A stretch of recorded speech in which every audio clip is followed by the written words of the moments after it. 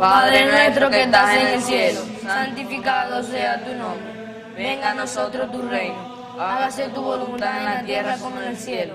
Danos hoy nuestro pan de cada día. Perdona nuestras ofensas, como también nosotros perdonamos a los que nos ofenden. No nos dejes caer en la tentación y líbranos del mal. Amén. Diosito, cuida a mi papá, a mi hermanito y a mí.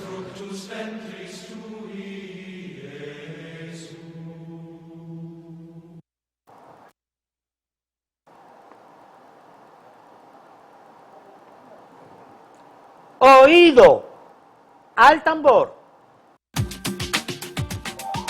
Oído al tambor.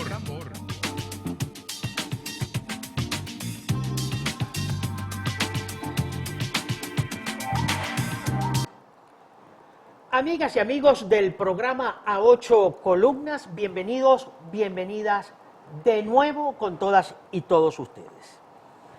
Hoy es un programa dedicado a un tema muy importante.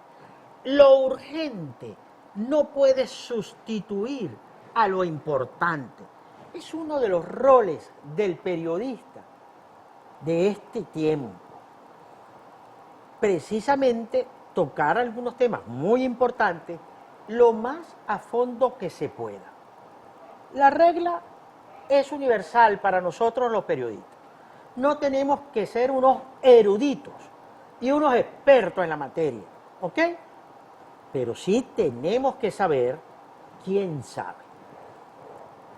Tenía pendiente desde hace tiempo ofrecerles un programa lo más completo que podamos sobre el tema de las sanciones.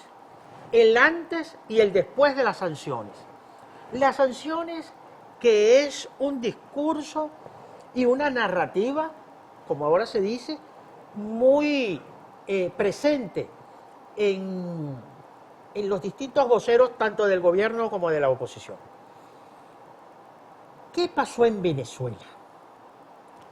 ¿Cuál es la línea del tiempo que tenemos que tomar en cuenta para analizar el antes y el después de la República a propósito de las sanciones? Las sanciones generaron esta crisis del bolívar, la dolarización, la inflación, la hiperinflación. ¿O qué pasó con las sanciones aplicadas al gobierno? ¿Las sanciones son al gobierno o son a personas? Bueno, todas las preguntas que tenemos que hacernos en relación a la sanción, hoy, Dios mediante, espero dirimirla, espero aclararla. Yo no estoy lo suficientemente preparado para tal responsabilidad, pero sí mi invitado de hoy, el profesor Rodrigo Cabezas Morales, economista, profesor de la Universidad del Zulia, de pre- y posgrado, imagínense ustedes, ministro de Finanzas. Así que conoce la teoría, Rodrigo, conoce la práctica. Hasta aquí hablo yo. A partir de este momento, entonces, prestemos atención a esta clase que espero les permita a todas y todos, incluyéndome, tener mucho más claro qué impacto tuvo en nuestro país las sanciones cuando comenzó todo esto. Rodrigo Cabezas Morales, gracias por estos minutos con nosotros. Bienvenido al programa 8 Columnas. Rafael, gracias por la oportunidad.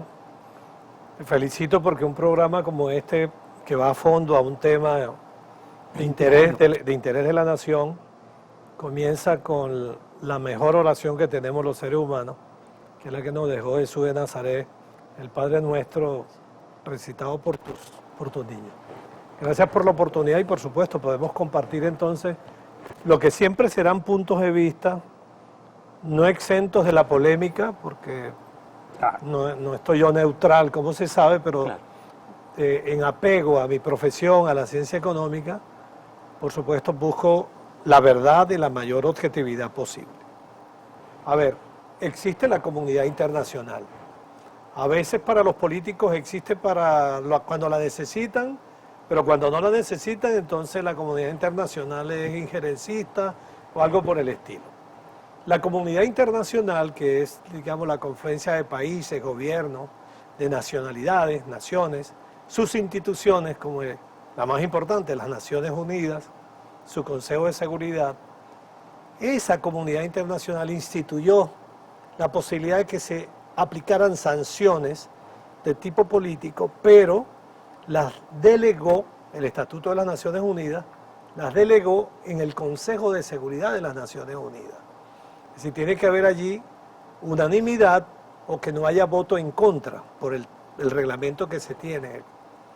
Por ello es que la historia registra que en 1990 las Naciones Unidas aplicaron sanciones económicas, políticas y militares a Irak, porque Irak, el gobierno de Irak, el señor Hussein, decidió invadir Kuwait. O se tomaron decisiones en el 2010 contra Irán, el gobierno de Irán, en el marco de el programa de no proliferación nuclear. Irán quería tener su bomba atómica, las Naciones Unidas decidió que no, el Consejo de Seguridad, con apoyo de todos, tomaron esta decisión de hacerle un cuerpo de sanciones. O las más, en el campo político, las más conocidas, con esto cierro los ejemplos, la que las Naciones Unidas tomó y el Consejo de Seguridad contra el gobierno de Sudáfrica, por racista, por el apartheid, contra Mandela, 27 años preso, toda esa historia bonita. De manera que las sanciones tienen carácter colectivo, por supuesto, tienen esa base legal en el Consejo de Seguridad de las Naciones Unidas, pero cuando se toman por un país contra otro, sin que el Consejo de Seguridad las haya aprobado o se acerque a la Asamblea de las Naciones Unidas, pues se señala que son sanciones unilaterales, que no están en el marco de las Naciones Unidas.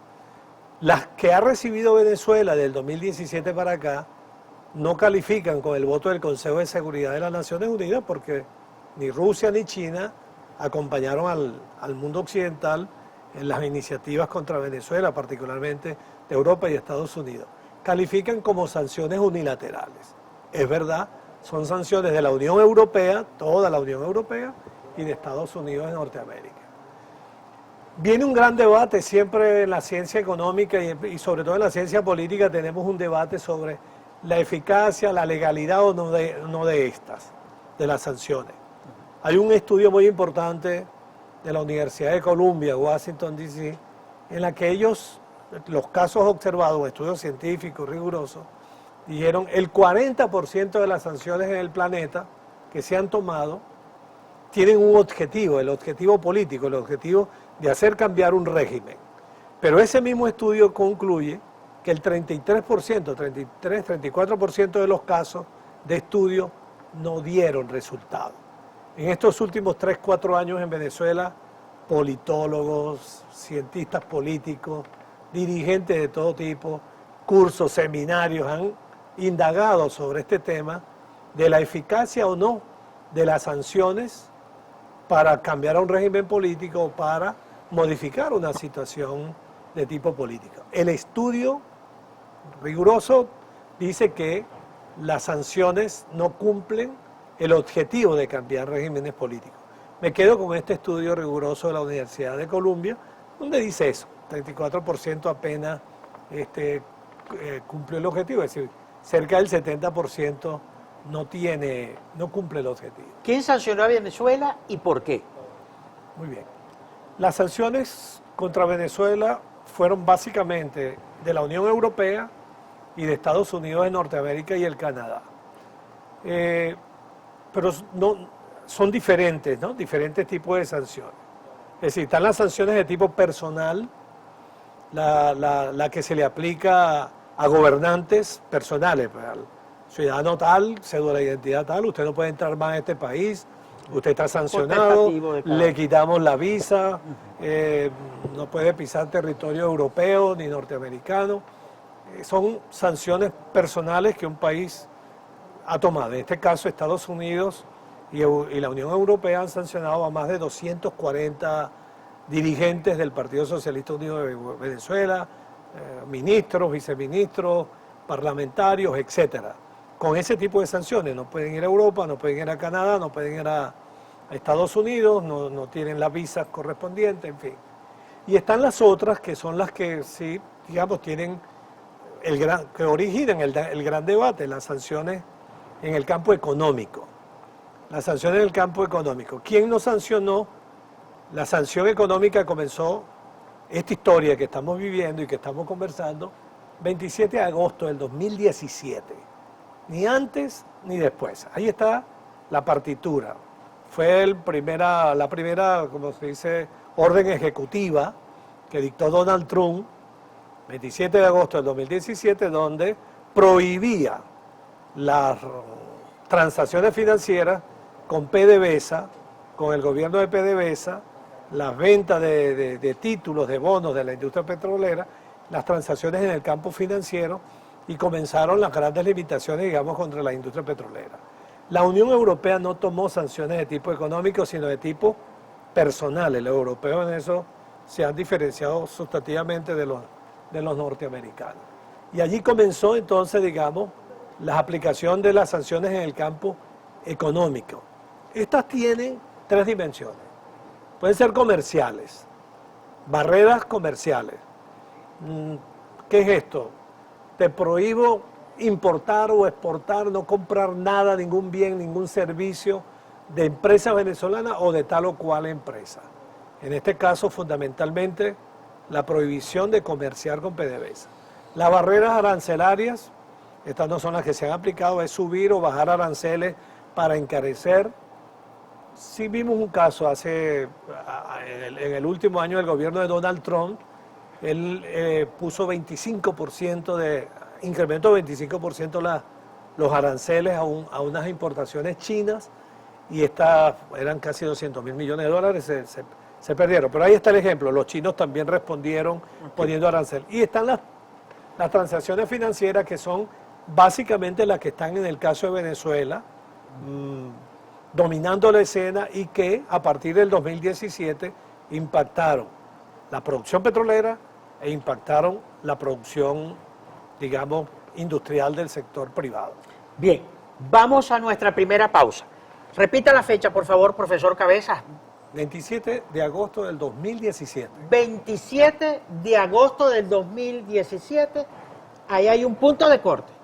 ¿Ok? A partir de ese momento comienzan las sanciones contra Venezuela. Vamos a la pausa y seguimos atentos. El que tenga oídos, que escuche. Y también vea el que tenga ojo. Ya venimos.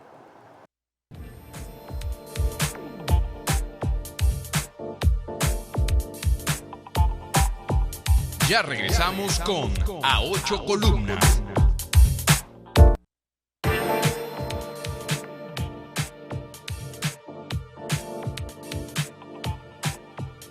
Continuamos con A Ocho Columnas. Continuamos a 8 columnas. 27 de agosto del 2017, día, mes y año en que por primera vez, no sé si hay antecedentes históricos en Venezuela de que no hayan aplicado sanciones, se le aplican sanciones al gobierno, a personalidades.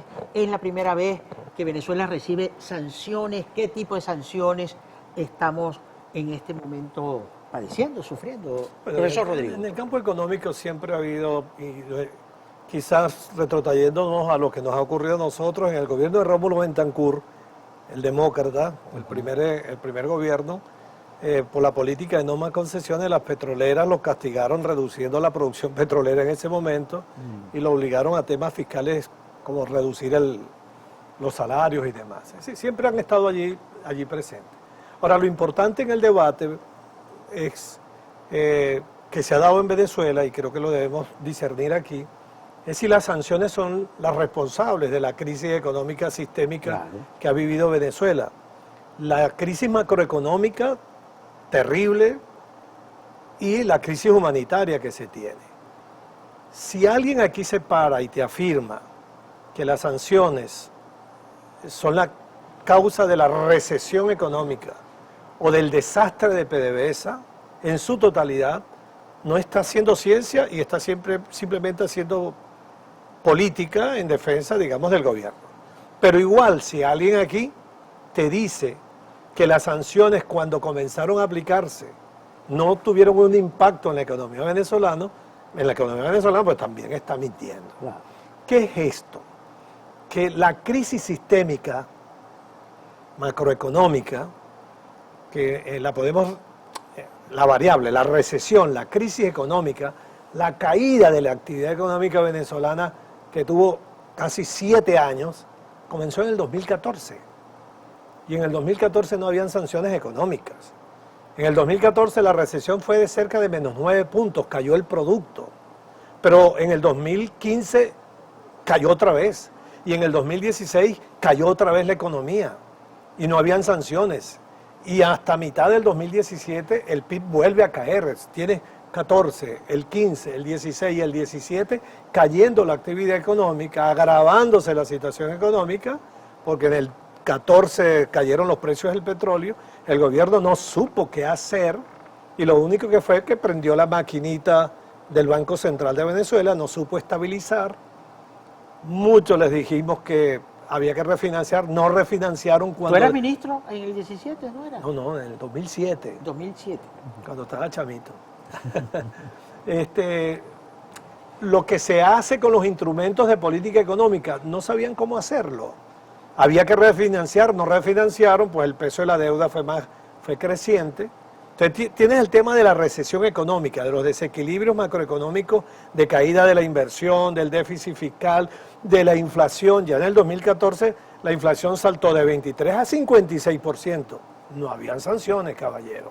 Y luego se va a casi 400% en los años subsiguientes. Y el segundo elemento para medirlo es el tema petrolero, de la industria petrolera, que es, digamos, el corazón de la economía venezolana y el corazón del debate, si de verdad las sanciones acabaron o no con la industria petrolera. Mira, decía Drúbal Baptista, el mejor economista para mí que ha tenido nuestro país en los últimos años, Lo suscribo. que tras de la ciencia económica siempre tenía que haber un número, para que no hubiera retórica ni politiquería, un número. Yo lo quiero decir sin de memoria, sino lo tengo aquí. ¿Cómo no? Producción petrolera. 2000, La producción petrolera en el 2012, 2002. el último año de gobierno del presidente Hugo Chávez, produjimos ese año 2.7 millones de barriles todos los días. 2.7. Cuando el presidente Maduro asume del 2013 en adelante, la producción ese primer año se pone en 2.68. En el año 2014, 2.68. En el año 2015 baja, en el año 2016 se coloca en 2.57 y en el año 2017, que es cuando vienen las sanciones, está en 2.22. ¿Qué es lo que quiero decir? Que entre el 2012 y el 2017, sin sanciones de ninguna naturaleza contra PDVSA, la industria perdió 480.000 barriles diarios de petróleo. ¿Por qué? Por algo perdió, por algo redujo tan importante cifra. Corrupción, manejo gerencial desastroso, un general que no sabía nada de petróleo al frente de PDVSA, etcétera, etcétera, lo que sabemos. Sobreendeudamiento. Yo te traje un testimonio de lo que había pasado antes de las sanciones. Esto lo publicaba siempre PDVSA. Sí, muéstraselo a la cámara, profesor A Carlos.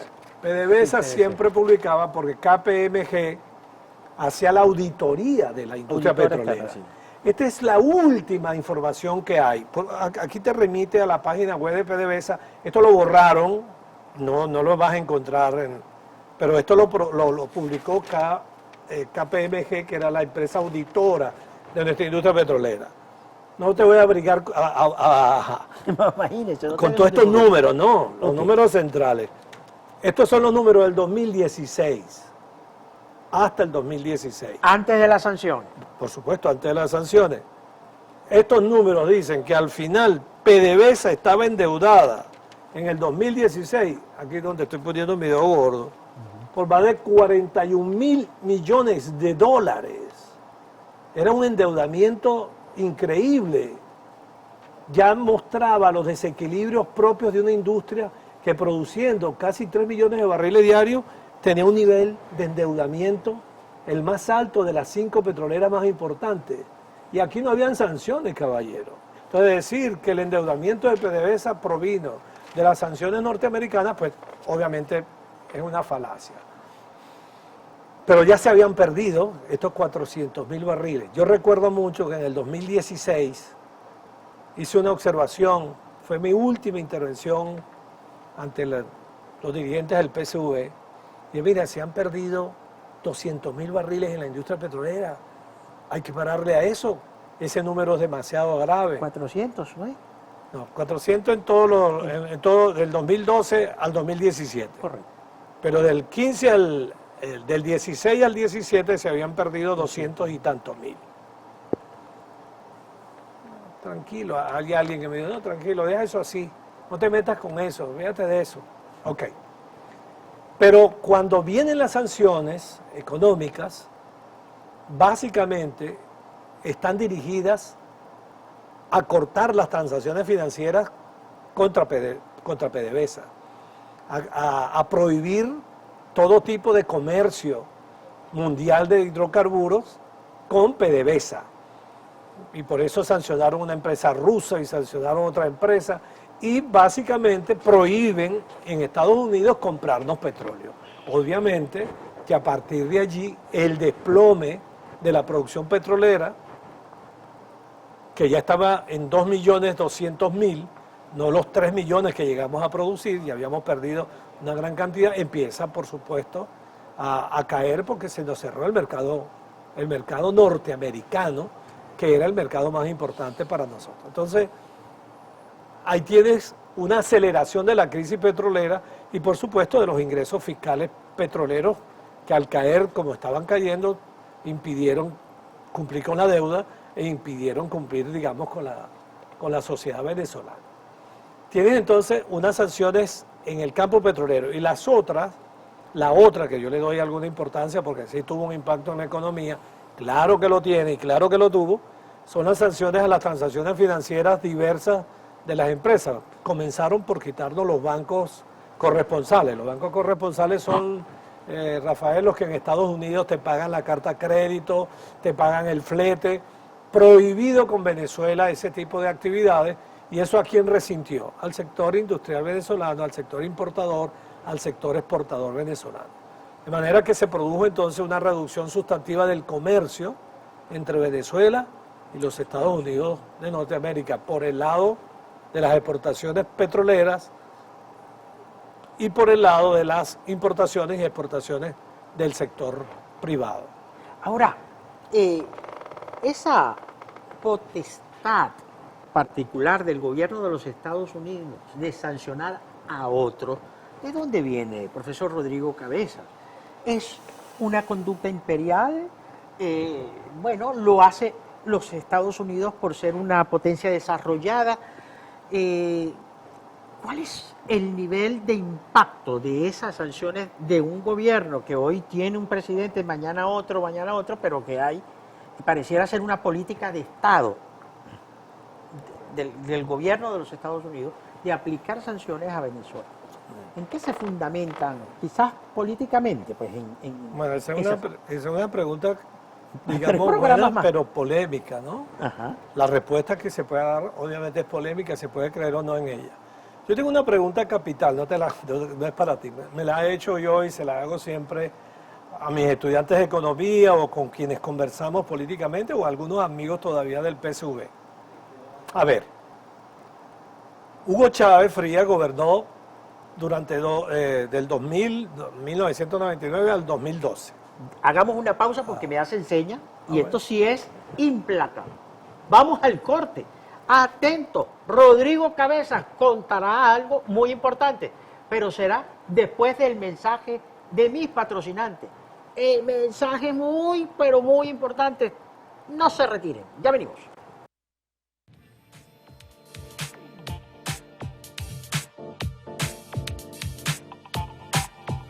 Ya regresamos con A Ocho Columnas.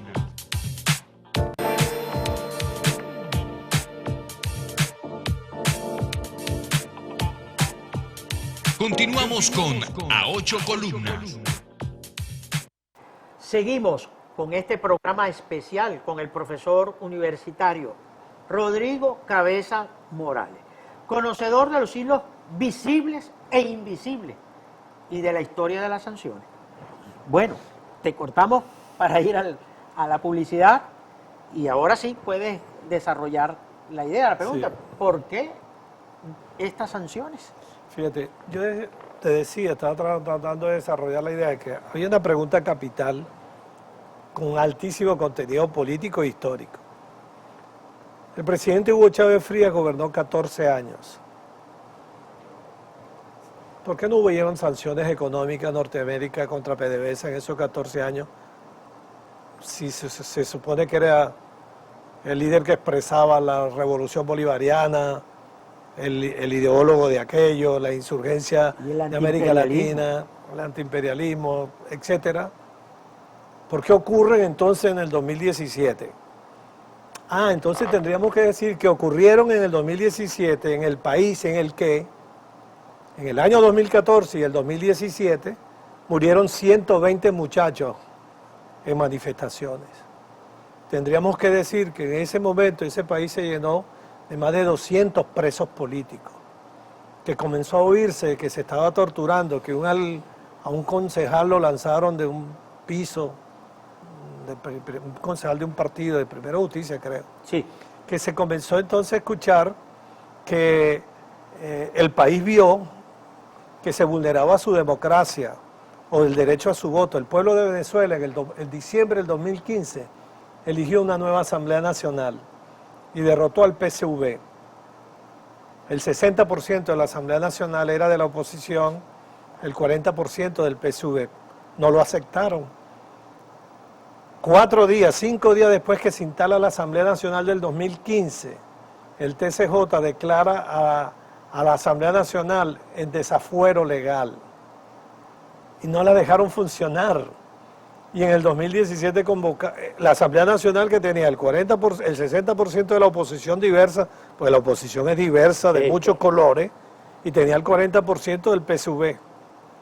Convocaron una Asamblea Nacional Constituyente donde no participó el pueblo ni la gente, y tenía una Asamblea Nacional Constituyente que usurpó las funciones de esta Asamblea Nacional con el 100% de constituyentes rojitos. Entonces empezaron a producirse cosas en nuestro país. Además tenías otros elementos, digamos, de la vulneración del Estado de Derecho, de la no separación de poderes, terrible, que origina que la comunidad internacional, eso que dicen del mundo occidental, sí, y yo hoy me reafirmo, sobre todo ante los jóvenes que me puedan estar oyendo, yo sí quiero formar parte de la comunidad internacional y del mundo occidental, del mundo democrático, del mundo que es capaz de tolerar las ideas distintas. Yo quiero formar parte de ese mundo europeo, norteamericano, latinoamericano. Ni quiero tener nada que ver con autocracias como la de Nicaragua, la de Rusia, la de Corea del Norte, que vulneran lo más sagrado para un ser humano, que es pensar, que es vivir en libertad. Entonces lo que te quiero decir es que las sanciones tienen en el campo político una explicación, que al aplicarlas unilateralmente terminaron de afectar la economía venezolana. Sí, claro que sí, ahí están también los números que hablan de la caída, pero después no explica la crisis. No son las sanciones responsables del tsunami en el Banco Central de Venezuela, creando liquidez en 5.000% en un año. Eso fue decisión del Banco Central. No es responsabilidad de las sanciones que no haya gabinete económico en el 2014, 2015, 2016, 2017, y que el último ministro de Finanzas de tu país, de mi país, que es economista, que fue economista, fui yo, chico, en el 2007. Wow. No 16 años sin ministro de Finanzas que sepa de economía.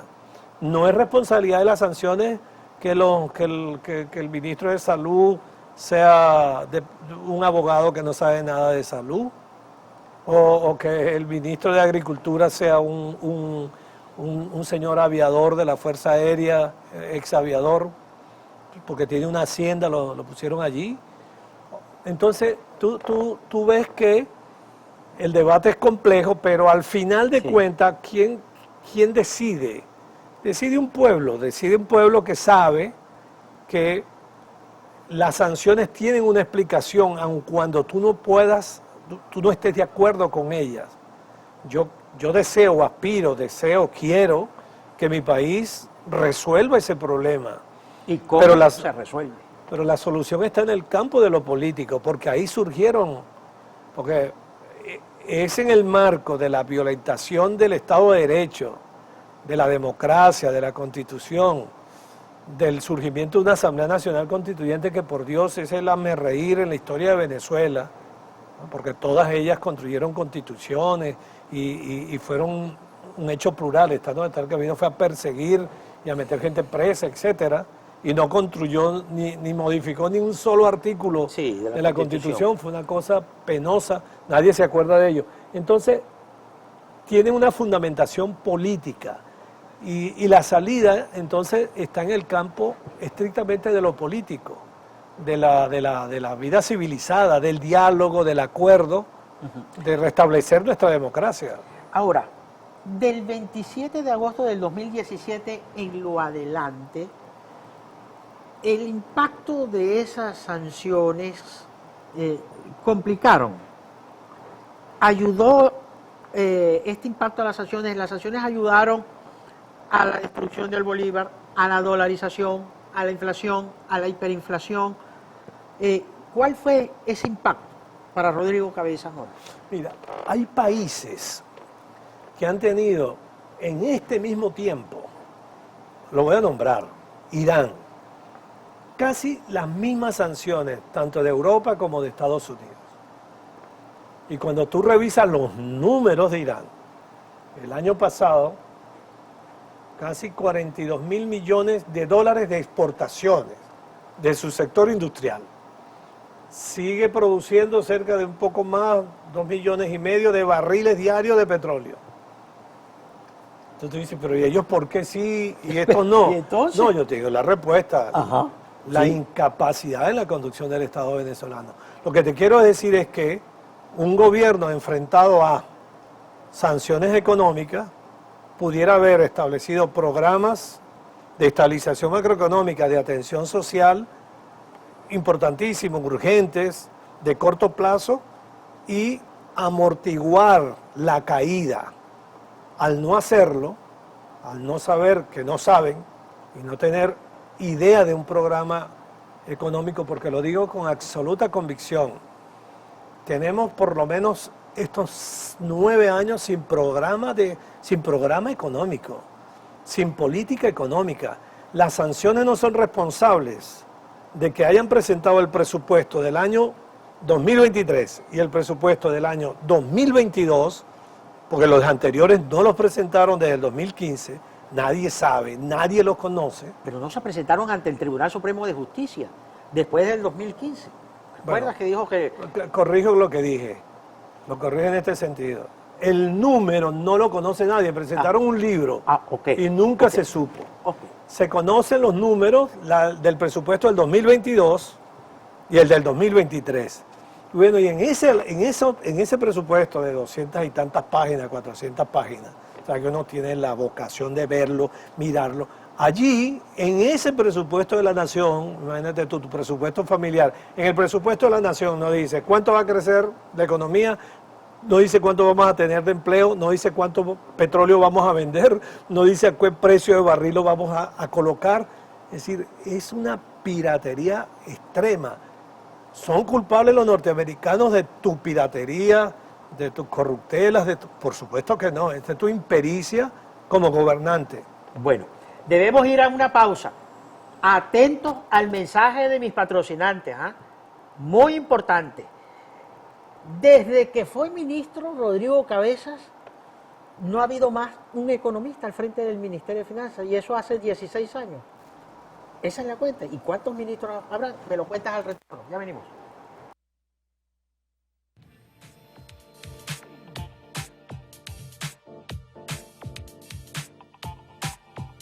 Ya regresamos con A Ocho Columnas.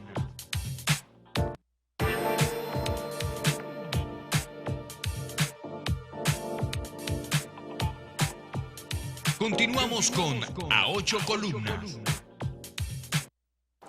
Cerramos nuestro programa a 8 columnas de hoy. Espero que el programa de hoy haya sido muy importante para ustedes, ilustrativo. Aquí hay una versión. Ustedes pueden buscar otra, tener otra, en fin, pero aquí está una versión muy importante de un hombre que además ha sido protagonista de este tema económico. Después hablaremos de tu tránsito por el Ministerio de Finanzas, chicos. Yo he estado pendiente allí de esas memorias que tú puedas escribir sobre esa experiencia tan importante. Muy bien.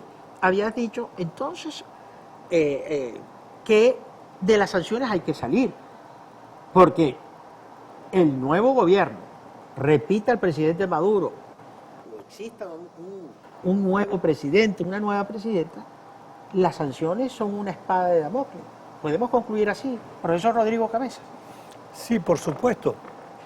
A ver, previo a esa idea, previo a este concepto que tengo, tendríamos que concluir que las sanciones económicas no son responsables de la crisis general que comenzó en el 2014, que las sanciones económicas sí aceleraron caída de productos y de la industria petrolera a partir del 2018 básicamente, en adelante, que en este momento se puede hablar de sanciones económicas, más no de bloqueo, porque el que se te siente aquí a hablar de bloqueo, hay una diferencia. ¿Una diferencia? Bloqueo, bueno, doy el número. El año pasado, caliente, el año pasado, nosotros importamos, nosotros digo Venezuela, Sí, Venezuela. Te entiendo perfecto. importó de los Estados Unidos de Norteamérica 1.800 millones de dólares, de los cuales 600 millones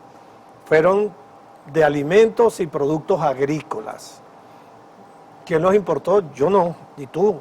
Sector privado, los que tienen capitales, pero además lo importó... Con sanciones. Pero lo importamos de donde nos están sancionando. Entonces, de alguna manera eso se ha ido flexibilizando, ¿verdad? Y en el 2021, 1.500 millones. En el 2022 importamos 1.800 millones de dólares. Básicamente, a ver, el primer rubro es cereales, ¿sabes? Cuando revisas qué importamos, cereales, es arroz, harina, trigo, luego viene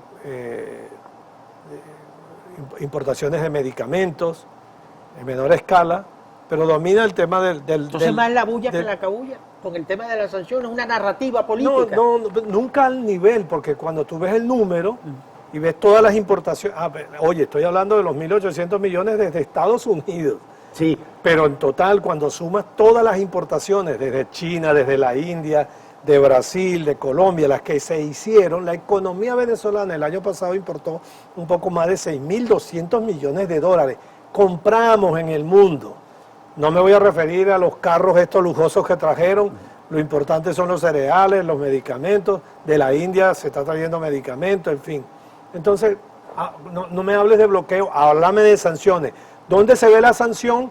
Que la economía importó el año pasado 6.200 millones, pero en el 2012 importó 30.000 millones de dólares. Es obvio que ha caído. ¿Tú me entiendes? Pero no digas que estás totalmente bloqueado porque de Estados Unidos no viene nada. Todos los problemas de la República. El cuarto es los celulares, por cierto. Seguimos trayendo celulares con una gran cantidad de celulares. Bueno, los traen, y carros, en fin. Pero básicamente lo primero es cereales. Por cierto, exportamos también, exportamos unos 380 millones de dólares. Chatarra, ron, otros bienes de menor cuantía. Pero dicho esto, entonces digo, obviamente, ahí está esta realidad de la que debe salir la nación. Entonces, ¿qué está pendiente de salir de las sanciones? Porque si hemos hecho esas importaciones, más de 6.000 millones, como tú lo indicas, significa que las sanciones realmente en este momento no están comprometiendo altamente la economía venezolana. No, sí la siguen comprometiendo porque comprometen a la industria petrolera. Ok. Tienes que recuperar la industria petrolera. La industria petrolera está produciendo 700.000 barriles de petróleo diario. Tiene que volver a producir 3 millones de barriles diarios. Ese fue nuestro tope histórico y antes de que se acabe la era petrolera. Pero en todo caso, hay que salir de ellas. Y hay que salir de ellas, pues, ¿cómo se salen de las sanciones? Sí. Se salen en el campo político, se salen en la negociación, se salen en el acuerdo, se salen en la convicción venezolana del madurismo y de la oposición de restablecer la democracia, de restablecer sus instituciones y fundamentalmente, vale, que en el 2024 nos permitan unas elecciones libres. Yo quiero votar con la única arma que tengo. Bueno, tengo mis libros.